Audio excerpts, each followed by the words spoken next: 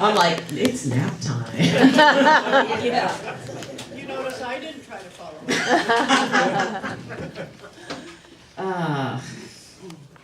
The path less chosen. Why is it that it isn't more chosen? What is the path? It's hard.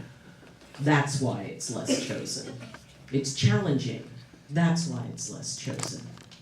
Does that mean that everybody doesn't have the capacity to choose it? Well, sort of.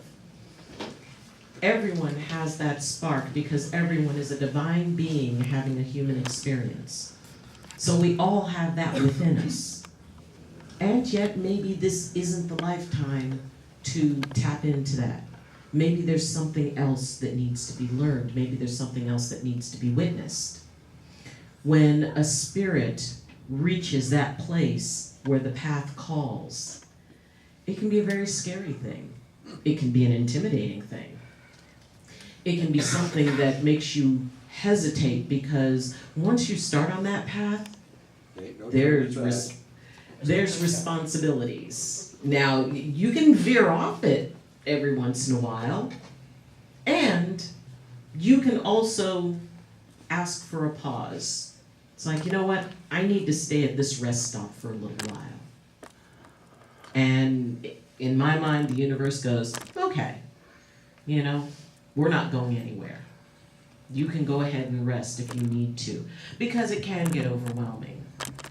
And the bigness of it, when, for those of you who had that epiphany, cathartic moment when all of a sudden you felt connected to everything. And for that moment, it was just beautiful, beyond beautiful. And then that moment ended. And you were back in the world, and you were back, and lights seemed too bright, and everything seemed too sharp. And it took some time to find your way back into this world. That's kind of a rough transition. And it can be overwhelming. That's why the path is less chosen. Because as you walk it, as you go through it, and you're dealing with other people on their paths. Their path may not be yours, but it's perfect for them. Their way may not be yours, but it is the way that has called them. And it is really interesting, when, people talk about, well, I'm spiritual but not religious. To me, that's like saying, well, I'm my destination, but I'm not what got me there. Religion is the journey. Religion is the way you get to spirituality. And however you express that, it could be, sitting under a group of trees. If that is what your faith is based in, that is your religion. The Universal Church of the Master is my religion. I am a druid. That's my job, or it's one of my jobs. And the idea of separating myself from what gets me to that place of spirituality, and I have a much easier time saying that I'm religious than spiritual. And the reason I'm challenged in that is because I'm still figuring out what spiritual means. I'm still figuring out. It's like for me, it's like, all right, I'm spiritual. It's like, I still don't know a lot. And Yes. I still can't walk on water. And yeah, I'm working on it. If it's cold enough, I can. Depends on how deep the puddle is. Well, that is true. Yeah. So I think sometimes the protest about being religious has to do with dogma Yes. more than anything else. Yes. Because you can follow a philosophy of a religion and be stuck within a dogma that is not necessarily the love of the true religion. Yeah. True religion. Well, and for some, that dogma is their saving grace. And it's like, you know what, my mom had a saying, if you love it, I love it for you. And the idea that, it's like, oh wow, I would never be a part of that faith, and it's this and it's that, and and it doesn't align. It's like, well, it doesn't align with you. Right. And it aligns with somebody. And I have been so blessed to have been to so many places and experienced so many different things and ceremonies and rituals, everything from, Holy Roller Baptist, which is, growing up Catholic, it's like, oh my God, okay, church equals quiet. Not in that church. But it was amazing, the vibrance, the life of it. And while it didn't resonate with me, I could definitely see why it resonated with the folks there.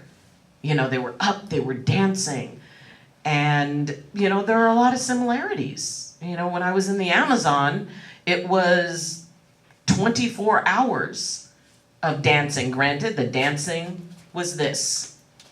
And there were 2 lines that were 4 feet apart, and you had to stay in them. From 9 a.m. to 9 p.m., and then from 9 p.m. to 9 a.m. At that 9 o'clock hour, there was a moment where everybody stopped. But it was just for a moment. And then we started again. It was, in their tradition, there was that moment of pause. And as we did that, and, after 7 or 8 hours of it, just moving back and forth, you just sort of lose yourself. You lose, it's like, well, weren't your legs tired? I had legs. I had a body.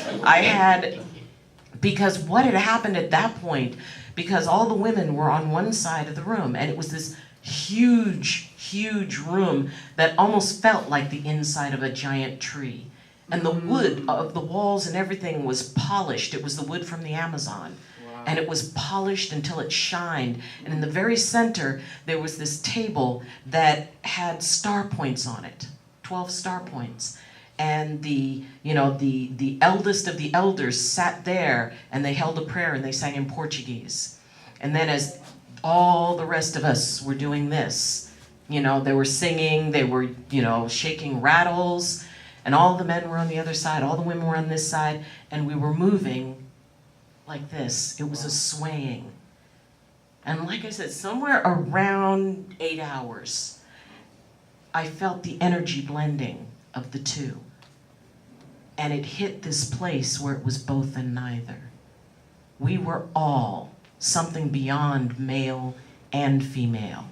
We were in that perfect union. And that's where we stayed for the next 10 to 14 hours doing that. And it was so amazing being both.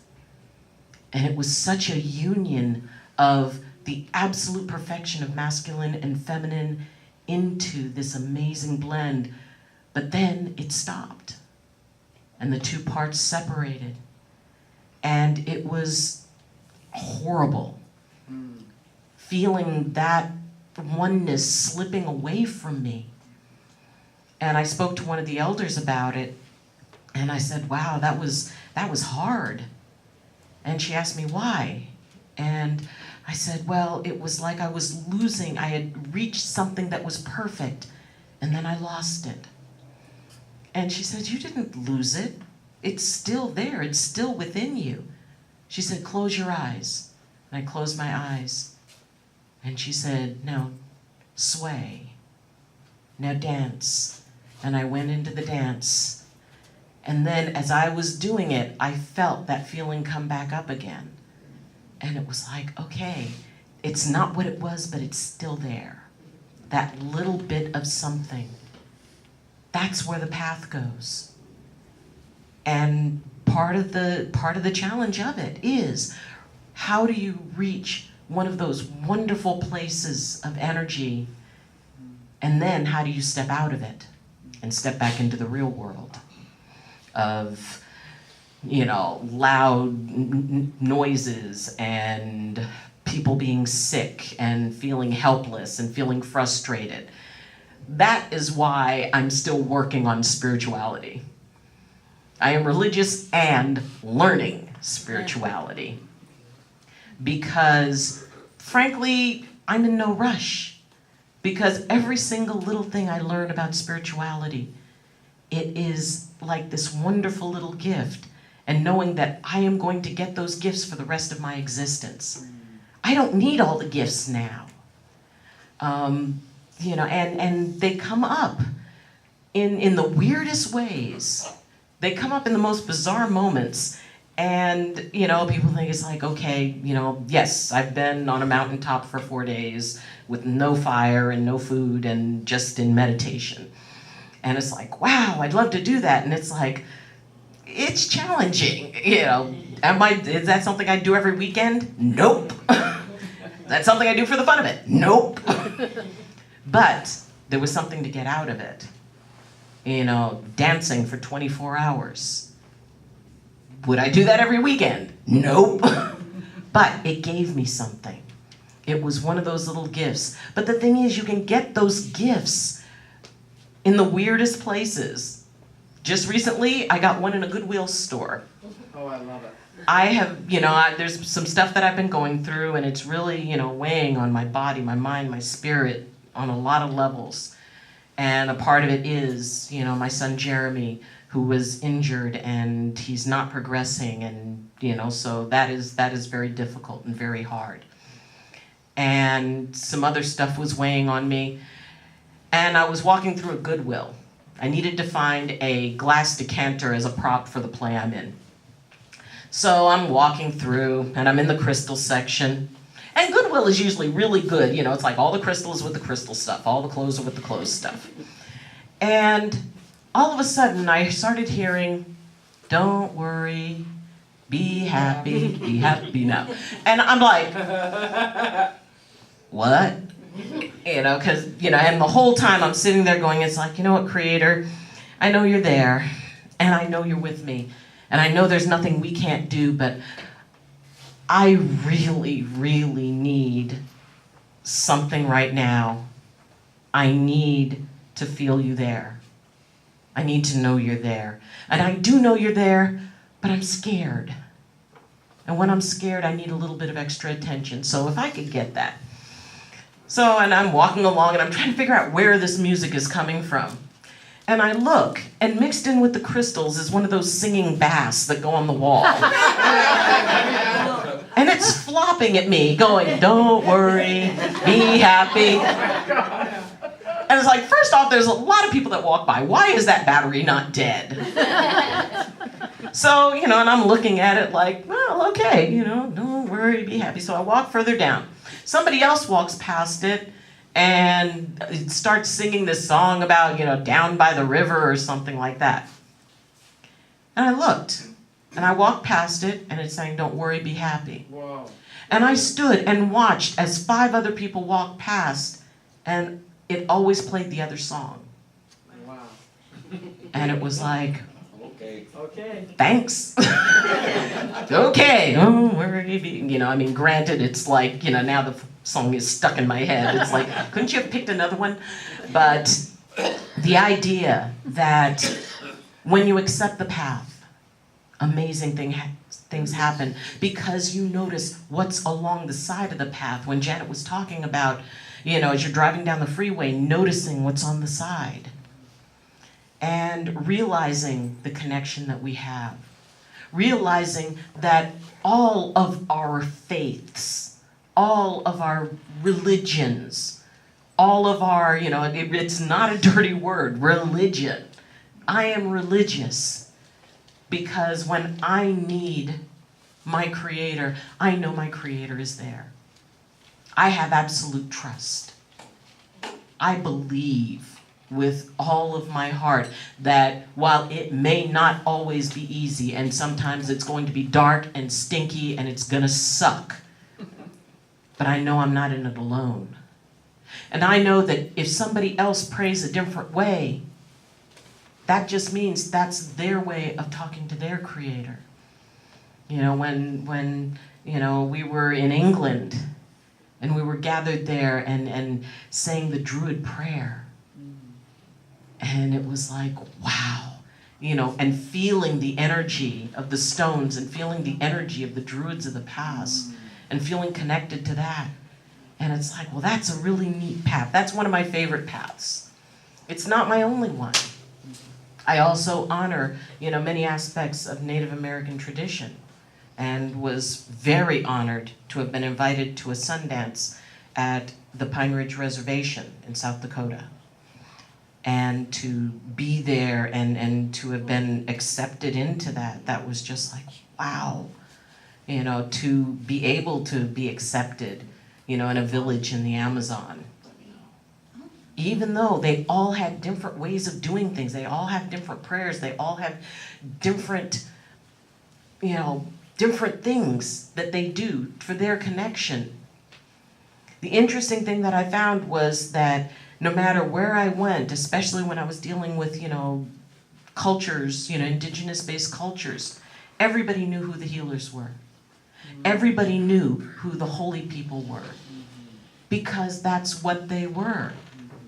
And okay, when I'm not up here with, the pretty purple, how do people know that I'm a reverend? Do they know that I'm a reverend? Do they see that? When we walk in this world, when we walk our path, is it obvious to other people that we are walking it? Do we walk it proudly with our heads up? Or do we walk it kind of, well, I just hope nobody notices me while I'm doing my spiritual thing here. I don't want to, mess with anybody. Nobody mess with me. It's okay to say, oh, thank God. It's okay to, say thank Goddess. Whatever works for that person. And for me, one of the biggest things about being what we are, because we are all spiritual people who are learning more about our own spirituality, our unique spirituality, is the ability to listen to what others are experiencing, to listen to the way that others hold it. Nobody's wrong for believing a particular way. It may be, it's interesting how even in Reiki, there's a lot of different ways that people do Reiki. And I have had people, it's like, well, that's wrong. It's like, it's not wrong to me. It's not wrong to my feeling of spirit. There's always little things that, it's like, well, you really do this, or you need to set up an altar, or you don't need to set up an altar, or, everybody's tradition has their own little thing, and it was created so that, it would make sense to them. It would give a firmness, a grounding. But that doesn't mean that it has to be the same way for everybody. Listening is one of my favorite hobbies. When somebody is talking about something that really matters to them, whether I agree with it or not. If somebody's talking about a political viewpoint that I do not share, that's okay. Because, if they're talking to me about some aspect of their faith that they're excited about, that they're passionate about, and I can sit and listen. Oh, okay. Alrighty, well, I'm glad that brings you joy. It's not up to me to correct. If somebody's going through a real difficult time, they don't need to hear me say, well, what you need to do is. What they need to hear is, wow, I am so sorry you're going through that. Do you want to talk about it? That must really be rough. And people go, yeah, it really is rough. And I don't have to understand why what they're going through upsets them. Because they know, because that's their path. And if somebody's going through something rough and a hard time, that means that they're on a very important part of their path. We can't take them out of that pain because it takes them away from the lesson that they are meant to learn. We can support. We can be there for them. We cannot stop grief, and nobody should try. Grief isn't where you get stuck. Grief is your way out. Grief is the pathway. If somebody is working their path, and that path right now is, my saying that it's fun until it isn't and it sucks until it doesn't. If they're in the sucks until it doesn't part, you can stand with them. You can help them. You don't have to give them a solution, because maybe it's meant that they figure it out with support, and they kind of think it through a little bit. Or maybe they need to, the whole point of them, what they're going through, is that they ask for help. Not that it's automatically given, not that it's automatically handed. And there's that desire, and everybody who's empathic, it's like you can only be as happy as the least happy person in the room. and they will find you. Because they can sense, okay, that person is going to connect with me and I can be as miserable as I want. They're going to find that person. So our instinct as empaths is to go, okay, we're gonna build them up. We're gonna, it's like, all right, first off, you need to be more positive. 2, you need to be in gratitude. 3, you need to count your blessings. And you need to do this and you need to do that. And I know when people do that to me, it's just like I start, shut off, shut off, shut off, shut off, shut off. And I find myself just smiling and nodding, going, this person has no clue. It's like trying to put together a puzzle and they're missing half the pieces, but they think they know what the solution is. It's like, no, you don't have enough clues yet, because I don't have enough clues yet. If I don't know what's wrong with me and what to fix, it's hard for somebody else to understand. But you can understand that they're going through something. It's like, you know what?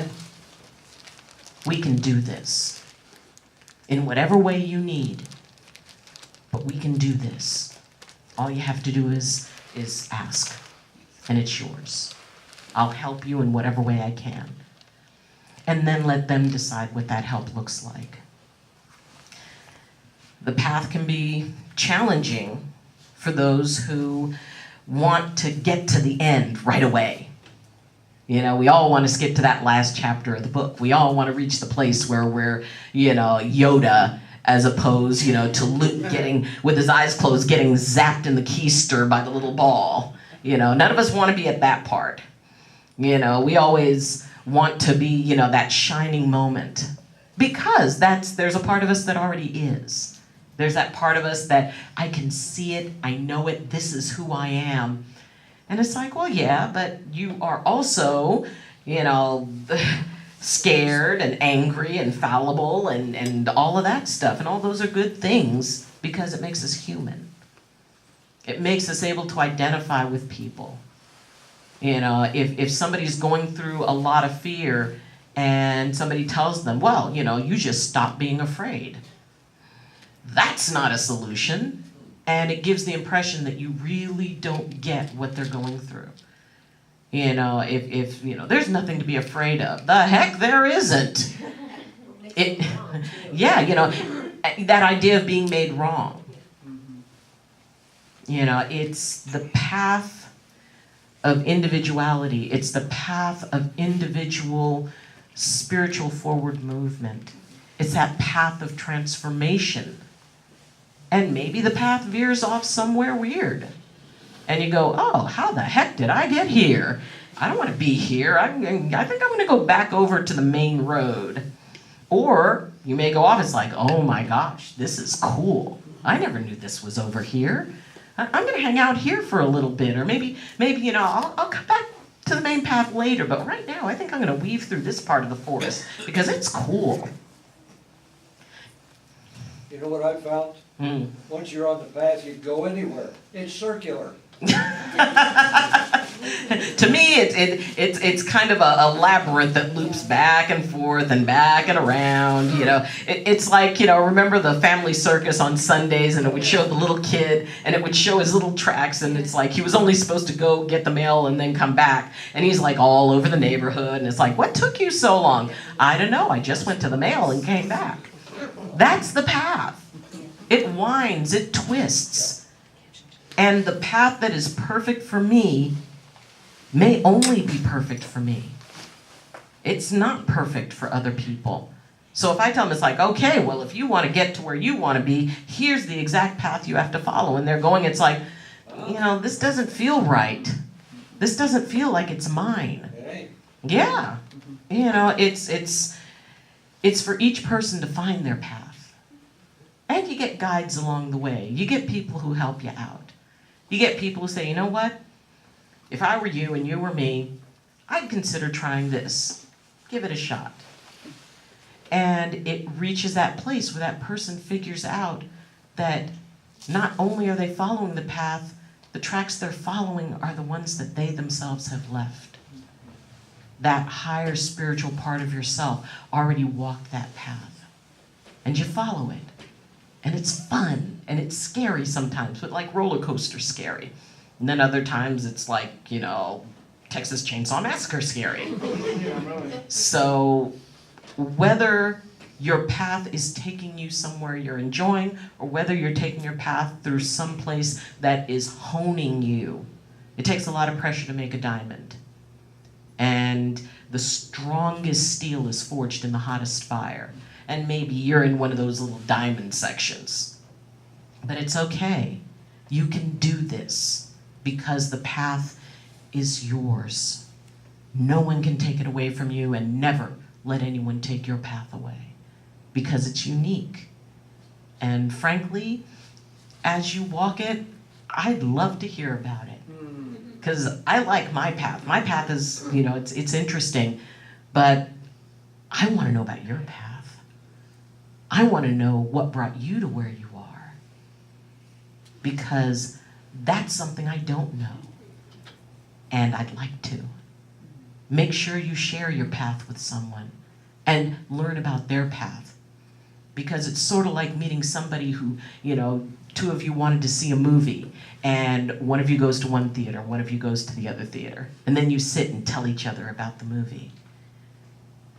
We can embrace our paths by embracing one another, by saying, you know what, if you love your path, I love it for you.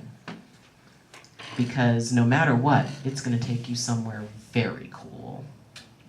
Thank you.